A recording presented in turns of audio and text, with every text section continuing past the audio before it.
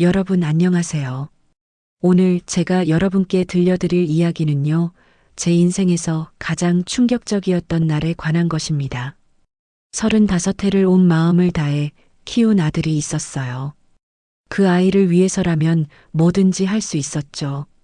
낡은 원룸에 살면서도 아들 학원비는 꼭 대줬고, 제 옷 한 벌 사지 않고도 아들 명품 운동화는 꼭 사줬습니다.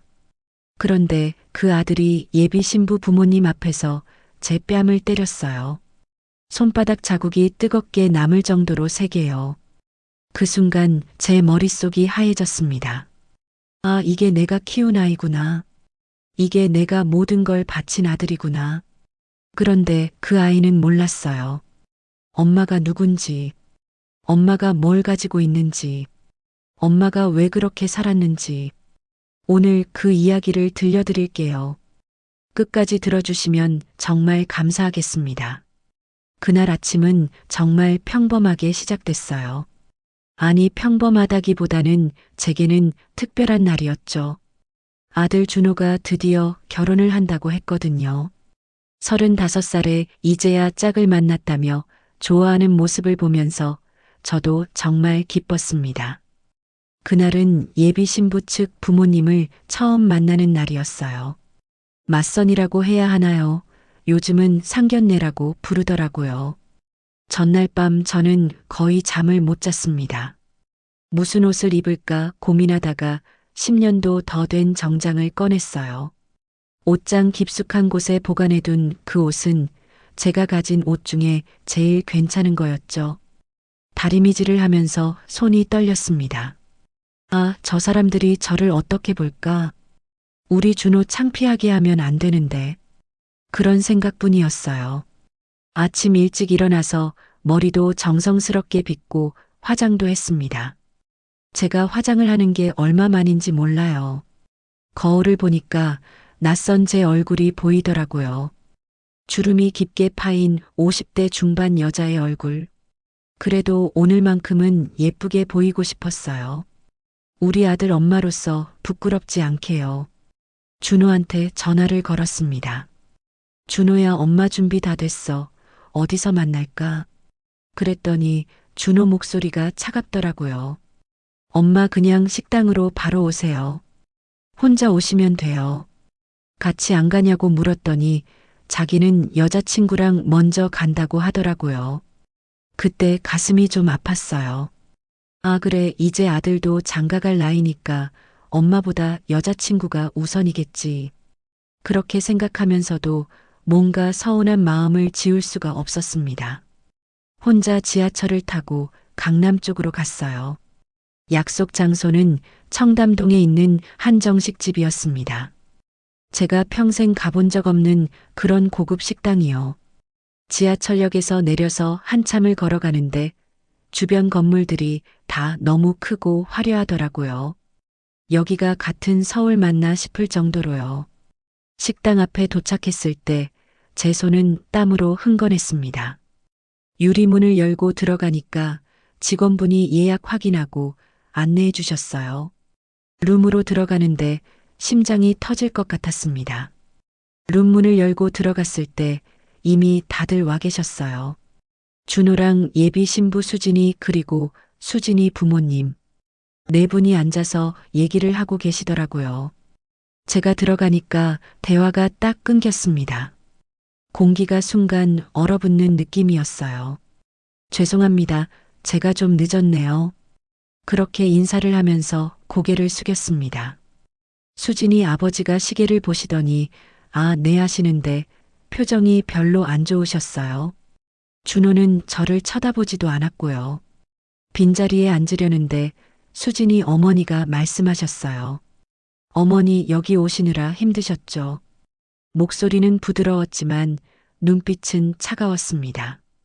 저를 위아래로 훑어보시는 게 느껴졌어요. 제 10년 된 정장이 그분들 눈에는 어떻게 보였을까요? 아니에요, 괜찮습니다. 이렇게 좋은 곳에 초대해 주셔서 감사해요.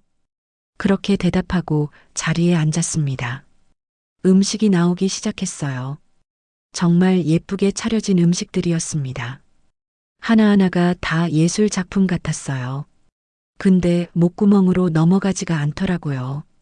긴장해서 그런지 음식 맛을 전혀 모르겠었어요. 수진이 아버지가 말문을 여셨습니다. 준호 어머니는 무슨 일 하세요? 갑자기 질문이 나와서 당황했어요. 아, 저는 그냥 작은 일들 하면서 지냅니다. 구체적으로 뭘 한다고 말하기가 어려웠어요. 제가 하는 일이 너무 많았거든요. 아침에는 식당에서 설거지하고, 오후에는 청소일하고, 저녁에는 편의점 야간 알바. 이런 걸 어떻게 말해요? 수진이 어머니가 끼어드셨어요. 준호 씨 아버지는요? 아, 남편은 일찍 세상을 떠났습니다. 그렇게 대답하니까 분위기가 더 이상해졌어요. 준호가 옆에서 제 말을 끊었습니다. 그런 얘기는 나중에 하고요. 오늘은 즐겁게 식사나 합시다. 목소리에 짜증이 묻어났어요. 제가 뭔가 잘못 말한 것 같아서 입을 다물었습니다. 그 다음부터는 거의 준호랑 수진이네 식구들끼리만 대화가 오갔어요. 저는 그냥 조용히 앉아서 음식만 조금씩 먹었습니다. 공기가 너무 무거웠어요. 숨쉬기가 힘들 정도로요. 그때 수진이 아버지가 또 물으셨습니다. 준호 어머니, 지금 어디 사세요? 답답한 마음으로 대답했죠. 구로구 쪽에 작은 방 하나 얻어서 삽니다. 수진이 어머니 표정이 미묘하게 변했어요. 아, 그렇구나 하시는데 뭔가 더 물어보고 싶은데 참으시는 것 같았습니다. 식사가 거의 끝날 무렵이었어요. 수진이 어머니가 갑자기 말씀하셨습니다. 그런데 어머니 결혼 준비에 대해서 어떻게 생각하세요? 저는 당연히 제가 할 수 있는 만큼 돕고 싶다고 말하려고 했어요. 근데 입을 열기도 전에 준호가 먼저 말했습니다. 어머니, 그건 저희가 알아서 할게요. 엄마는 신경 안 쓰셔도 돼요. 마치 제가 거기 없는 사람처럼 말하더라고요. 아니, 준호야, 엄마가 어떻게 신경을 안 써, 내 결혼인데. 그렇게 말했더니 준호 얼굴이 굳어졌습니다. 엄마 여기서 이러지 마세요. 목소리가 낮고 차가웠어요. 수진이 아버지가 말씀하셨어요. 뭐 요즘 젊은 친구들은 자기들끼리 다 해결하려고 하더라고요. 우리 때랑은 다르죠. 웃으시면서 말씀하시는데 왠지 저를 배려하신다기보다는 무시하는 느낌이었어요. 수진이 어머니가 덧붙였습니다. 저희는 아파트 한 채 준비해 줄 생각이에요. 강남 쪽으로요. 그 말에 제 심장이 덜컥 내려앉았습니다. 아파트요, 강남에요. 저는 월세 사는 것도 빠듯한데 아파트라니. 준호가 엄마 괜찮다니까요 하면서 제 말을 막았어요. 저는 그저 고개만 끄덕였습니다. 뭐라고 말을 해야 할지 몰랐거든요. 식사가 끝나고 디저트가 나왔을 때예요. 수진이가 조심스럽게 물었습니다. 어머님 혹시 오늘 오시면서 먼 데서 오신 거예요? 아니, 지하철 타고 1시간 정도 걸렸어.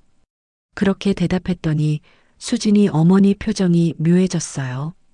아, 그러시구나. 짧게 대답하시고는 더 이상 말씀이 없으셨습니다. 그때 알았어요. 아, 이 사람들은 저를 별로 탐탁지 않게 생각하는구나. 제가 준호한테 걸맞은 엄마가 아니라고 생각하는구나. 가슴이 미어지는 것 같았습니다. 평생을 아들만 바라보고 살았는데 그 아들의 결혼 자리에서 제가 짐이 되고 있다니. 준호는 끝까지 저를 거들떠보지도 않았어요. 예전 같았으면 엄마 괜찮으세요? 라고라도 물어봤을 텐데 그날은 그런 말 한마디도 없었습니다. 식당을 나와서 밖에서 잠깐 이야기를 나누게 됐어요. 수진이 아버지가 담배를 피우러 가시고 여자들끼리 남았습니다. 수진이 어머니가 제게 말을 걸었어요. 어머니 사실은 제가 궁금한 게 있어서요. 네, 말씀하세요. 준호 씨 대학 등록금이랑 생활비는 어떻게 해결하셨어요? 갑작스러운 질문에 당황했습니다. 아, 그건 제가 일하면서 다 됐습니다. 대학원까지요. 네, 대학원까지요. 수진이 어머니가 고개를 끄덕이셨어요. 그럼 준호 씨가 지금 다니는 회사는 어떻게 들어갔어요? 준호 실력으로 들어갔죠. 제가 뭘 도와줄 수 있는 것도 없었고요. 쓸쓸하게 웃으면서 대답했습니다. 수진이 어머니 표정이 복잡해 보였어요. 그렇군요. 근데 어머니 혹시 준호 씨 결혼 자금은요? 제 얼굴이 화끈거렸습니다. 돈 얘기가 나오니까 숨이 막혔어요. 저는 솔직하게 말할 수밖에 없었습니다. 제가 많이 도와드리지는 못할 것 같아요. 형편이 어려워서요. 그 말이 끝나자마자 준호가 버럭 소리를 질렀어요. 엄마 그런 말 하지 말라고 했잖아요. 깜짝 놀라서 준호를 봤습니다. 아들 눈에 분노가 가득했어요. 준호야 왜 그래? 엄마 제발 좀 조용히 계세요. 여기서 창피하게 하지 말고. 창피하다는 말에 제 가슴이 무너졌습니다. 엄마가 창피해. 내가 너한테 창피한 존재야. 수진이랑 수진이 부모님이 우리를 지켜보고 있었어요. 저는 참으려고 했어요. 정말 참으려고 했는데 입에서 말이 나왔습니다. 준호야, 엄마가 너 키우느라 얼마나 힘들었는지 너도 알잖아. 그 순간이었어요. 준호가 제게 다가오더니 제 팔을 세게 잡았습니다. 아파서 소리를 낼 뻔했지만 꾹 참았어요. 엄마 지금 그게 중요해요. 그런 옛날 얘기가 지금 뭐가 중요하냐고요. 목소리가 떨렸습니다. 분노와 부끄러움이 섞인 목소리였어요. 그리고 다음 순간 저는 믿을 수 없는 일을 경험했습니다. 준호의 손이 허공을 가르더니 제 뺨을 후려쳤어요. 찰싹 소리가 식당 앞 거리에 울려 퍼졌습니다. 뺨이 화끈거렸어요. 아니, 뺨보다 가슴이 더 아팠습니다. 심장이 찢어지는 것 같았어요. 준호야. 목소리가 떨렸습니다. 눈물이 핑 돌았지만 참았어요. 이 사람들 앞에서 울 수는 없었거든요. 준호는 자기가 뭘 했는지도 모르는 것 같았어요. 아니, 알면서도 아무렇지 않은 것 같았어요. 엄마 제발 그만하세요. 여기서 이러면 저 어떡하라고요. 제발 이러지 말아달라고요. 마치 제가 큰 잘못을 저지른 것처럼 말했습니다. 수진이가 놀란 얼굴로 준호 씨라고 불렀지만 준호는 듣지 않았어요. 수진이 부모님은 당황한 표정으로 서 계셨고요. 저는 그 자리에서 얼어붙었습니다. 35년 동안 키운 아들이 아침 일찍 일어나 식당에서 설거지하고 밤늦게까지 편의점에서 일하며 키운 아들이 자기 옷 한 벌 사지 않고 아들 학원비 대주고 아들 대학 등록금 대준 엄마를 사람들 앞에서 때렸습니다. 제 뺨에 손바닥 자국이 빨갛게 남았을 거예요. 수진이 어머니가 조심스럽게 말했습니다. 준호 씨 너무 심한 거 아니에요. 하지만 그것도 잠깐이었어요. 준호는 고개를 돌리며 말했습니다. 죄송합니다. 어머니가 너무 오버하셔서요. 송구합니다. 저를 오버한다고 표현했어요. 엄마를요. 저는 천천히 뒤로 물러났습니다. 더 이상 그 자리에 서 있을 수가 없었어요. 준호야, 너 지금 엄마한테 손을 올렸어. 떨리는 목소리로 말했습니다. 준호는 제 눈을 똑바로 쳐다보지도 못했어요. 엄마 지금 이 상황을 누가 만들었는데요? 제가 만들었어요. 제가 뭘 잘못했는데요? 그렇게 소리치고 싶었지만 참았습니다. 그 사람들 앞에서 더 이상 추태를 보이고 싶지 않았거든요. 저는 가방을 집어들고 돌아섰습니다. 먼저 가볼게요. 수진이 부모님께 인사를 하려고 했는데 목소리가 안 나왔어요. 그냥 고개만 숙이고 걸음을 옮겼습니다. 뒤에서 준호 목소리가 들렸어요. 그래 가세요. 알아서 가세요. 차가운 목소리였습니다. 사랑하는 아들의 목소리가 그렇게 차가울 수 있다니. 걸어가는데 다리에 힘이 없었어요. 휘청거렸지만 넘어지지 않으려고 애썼습니다. 지하철역까지 어떻게 걸어갔는지 기억도 안 나요. 사람들이 저를 쳐다봤어요. 아마 제 뺨이 빨갛게 부어올랐을 거예요. 지하철을 타고 집으로 돌아오는 내내 눈물을 참았습니다. 사람들 앞에서 울 수는 없었거든요. 집에 도착해서 문을 닫고 나서야 그만 주저앉아 버렸어요. 그날 밤 저는 거의 잠을 못 잤습니다. 천장을 바라보며 지난 35년을 돌이켜 봤어요. 준호를 임신했을 때가 생각났습니다. 21살에 결혼해서 22의 아들을 낳았죠. 남편은 착한 사람이었지만 사업 실패로 빚만 잔뜩 남기고 세상을 떠났어요. 준호가 겨우 5살 때였습니다. 그때부터 제 인생은 오로지 아들 하나 잘 키우는 것뿐이었어요. 아침 일찍 일어나 식당 설거지하고 낮에는 청소 일하고 밤에는 편의점에서 일했습니다. 주말에도 쉬지 않고 일했어요. 손이 거칠어지고 허리가 아파도 참았습니다. 우리 아들만 잘 되면 된다고 생각했거든요. 준호가 초등학교 들어갈 때 학원을 보내고 싶었어요. 다른 애들은 다 학원을 다니던데 우리 아들만 못 보낼 수는 없었죠. 그래서 일을 하나 더 늘렸습니다. 새벽 배송일까지 시작했어요. 잠은 하루에 서너 시간밖에 못 잤지만 괜찮았어요. 준호가 학원에서 상 받아올 때마다 그게 힘이 됐으니까요. 중학교 때는 과외를 시켜달라고 하더라고요. 과외비가 만만치 않았지만 거절할 수 없었습니다. 제 옷은 10년째 같은 거 입어도 아들 옷만큼은 괜찮은 걸로 사줬어요. 아들이 학교에서 놀림받을까봐 그게 무서웠거든요. 고등학교 때는 더 힘들었어요. 대학 입시 준비한답시고 학원비가 어마어마했습니다. 그래도 다 대줬어요. 은행 대출까지 받아가면서요. 준호가 대학에 합격했을 때 정말 기뻤습니다. 우리 아들이 해냈구나. 이제 잘 될 거야. 그렇게 생각했죠. 대학 등록금도 제가 다 댔어요. 생활비도 꼬박꼬박 보내줬고요.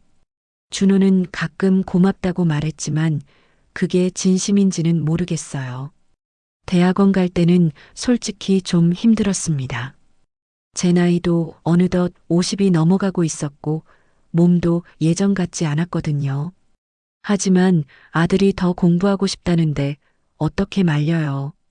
대학원 등록금까지 다 대줬습니다. 그렇게 준호는 대학원까지 졸업하고 좋은 회사에 취직했어요. 이제 좀 살만하겠구나. 아들이 이제 나한테 효도할 거야. 그렇게 기대했던 것 같아요. 하지만 준호는 바빠졌습니다.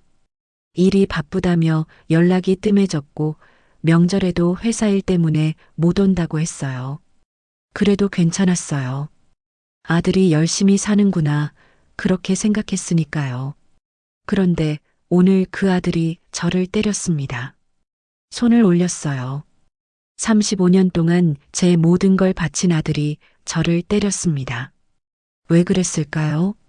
제가 뭘 잘못했을까요? 다음 날 아침 눈을 뜨니 뺨이 아직도 얼얼했어요. 거울을 보니까 멍이 들어 있었습니다. 파운데이션으로 가려보려고 했지만 잘 안 가려지더라고요. 그날도 일을 나가야 했어요. 식당 주인 아주머니가 제 얼굴을 보시더니 깜짝 놀라셨습니다. 언니 얼굴 어떻게 된 거야? 넘어졌다고 둘러댔습니다. 진실을 말할 수가 없었거든요. 아들한테 맞았다고 어떻게 말해요? 설거지를 하면서 눈물이 자꾸 났어요. 그릇이 흐릿하게 보일 정도로요. 주인 아주머니가 오늘 힘들면 일찍 들어가라고 하셨지만 안 된다고 했습니다. 일을 하고 있어야 생각을 안 하게 되니까요. 집에 가면 더 슬플 것 같았거든요. 오후에 청소 일을 하러 갔는데 그 건물이 제 건물이었어요.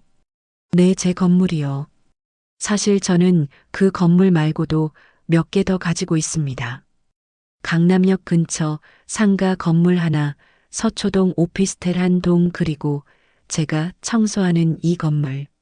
모두 합치면 시세로 한 200억 정도 됩니다. 어떻게 그렇게 됐냐고요? 남편이 빚만 남기고 떠났다고 했잖아요. 그 빚 중에 땅이 하나 있었어요.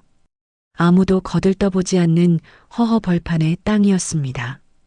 채권자들이 그 땅을 가져가려고 했지만 저는 지켰어요. 다른 빚을 다 갚는 대신 그 땅만큼은 지켜냈습니다. 왜냐면 남편이 생전에 말했거든요. 이 땅은 언젠가 값이 오를 거라고요. 그 말을 믿었어요. 그렇게 20년을 버텼습니다. 일하고 또 일하면서 그 땅에 대한 세금만큼은 꼬박꼬박 냈어요. 그리고 10년 전쯤 그 땅 근처로 지하철역이 들어선다는 소식이 들렸습니다. 개발 바람이 불기 시작했어요. 땅값이 오르기 시작했죠. 처음에는 조금씩 오르더니 나중에는 10배, 20배로 뛰었습니다. 부동산 업자들이 팔라고 난리였지만 저는 안 팔았어요. 좀 더 기다렸다가 건물을 지었습니다. 대출을 받아서 작은 상가 건물을 지었더니 그게 대박이 났어요. 세입자들이 줄을 섰거든요. 그 돈으로 또 다른 땅을 사고 건물을 지었습니다. 그렇게 하나씩 늘려갔어요. 근데 왜 준호한테 말 안 했냐고요? 말하고 싶지 않았어요. 아들이 제 돈을 바라보고 사는 게 싫었거든요. 아들이 스스로 열심히 살았으면 좋겠었어요. 그래서 여전히 낡은 원룸에 살면서 일을 계속했습니다. 물론 굳이 안 해도 되는 일이었지만 일을 하면 아들 생각을 덜 하게 되니까요. 그리고 솔직히 말하면 시험해 보고 싶었던 것 같아요. 아들이 저를 진짜 사랑하는지 아니면 제 돈을 사랑하는지요. 이제 그 답을 알게 됐습니다. 며칠이 지났습니다. 준호한테서 연락은 없었어요. 문자 한 통, 전화 한 통 없었습니다. 마치 저란 사람이 없는 것처럼요. 저는 그동안 많은 생각을 했어요. 이제 어떻게 해야 하나? 계속 이렇게 살 수는 없잖아요. 그러던 어느 날 준호한테서 전화가 왔습니다. 엄마, 목소리가 조금 떨리더라고요. 응? 그게 결혼식 날짜 잡았거든요. 올까요? 초대하는 건지 통보하는 건지 모를 말투였어요. 가야지 엄마가 왜 안 가니? 그렇게 대답했습니다.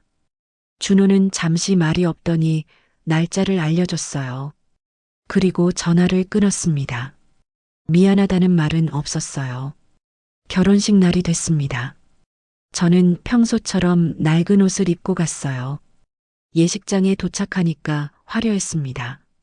수진이네가 준비한 결혼식답게 정말 고급스러웠어요.